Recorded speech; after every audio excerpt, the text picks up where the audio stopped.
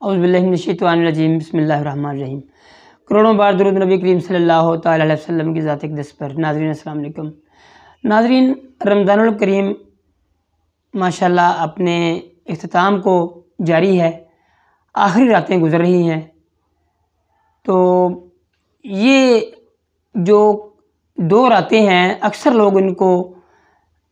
تھوڑا سا اتنا سیریس نہیں لیتے جتنا کہ پچھلی طاق راتوں کو لیتے ہیں، جن کے بارے میں تھوڑا سا آج بتانا چاہتا ہوں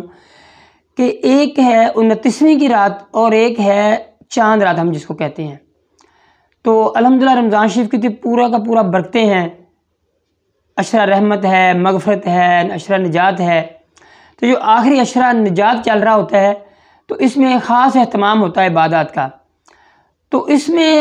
ایک تھوڑی سی کوتاہی ہے، وہ میں بتانا چاہتا ہوں تاکہ دوست احباب کو پتہ ہو اور اس کا افادیت جو ہے راتوں کی ان کا تھوڑا سا آپ کو آئیڈیا ہو جائے۔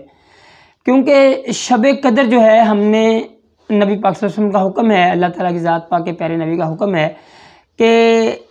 اس کو ہم نے آخری راتوں میں تلاش کرنا ہوتا ہے۔ تو زیادہ تر قرآن کریم جو نماز تراویح میں اس کا اختتام ہوتا ہے وہ طاق راتوں میں کیا جاتا ہے۔ کچھ لوگ 25ویں کی رات کرتے ہیں، کچھ لوگ 27ویں کی، زیادہ تر جو ہمارے ملک میں یا اوورال پوری دنیا میں وہ 27ویں کی رات ہوتا ہے۔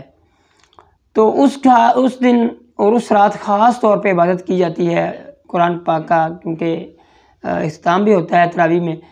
تو اس کو بہت زیادہ محبت سے، عقیدت سے منایا جاتا ہے۔ ہوتا یہ ہے کہ اس کے بعد 29ویں جو رات ہے وہ، کیونکہ ہمیں تو نہیں پتہ کہ شب قدر کون سی رات ہے، ممکن ہے وہ 29ویں کی رات ہو، تو 29ویں کی رات وہ جذبہ اکثر میں نے دیکھا ہے کہ وہ اتنا رہتا نہیں ہے۔ تو کوشش کریں کہ اللہ تعالیٰ ہمیں توفیق دے کہ جو رمضان شریف میں ہم عبادت کرتے ہیں، روزے رکھتے ہیں اور خاص طور پہ اہتمام کرتے ہیں عبادات کا، تو یہ اللہ کرے کہ ہمارا پورا سال ایسے ہی رہے۔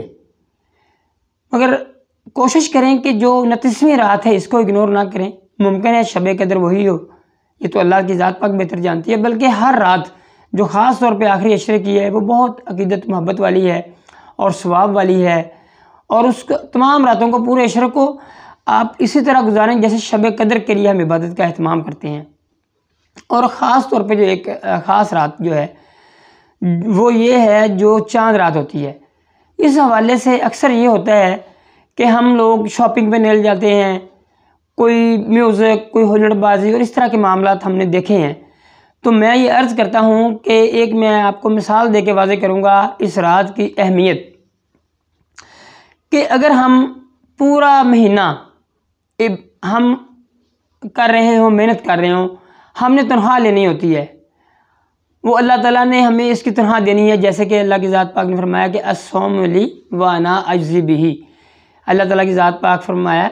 کہ روزہ میرے لیے ہے اور میں ہی اس کا اجر دوں گا۔ اور جس رات ہم نے اجر کے لیے اپنی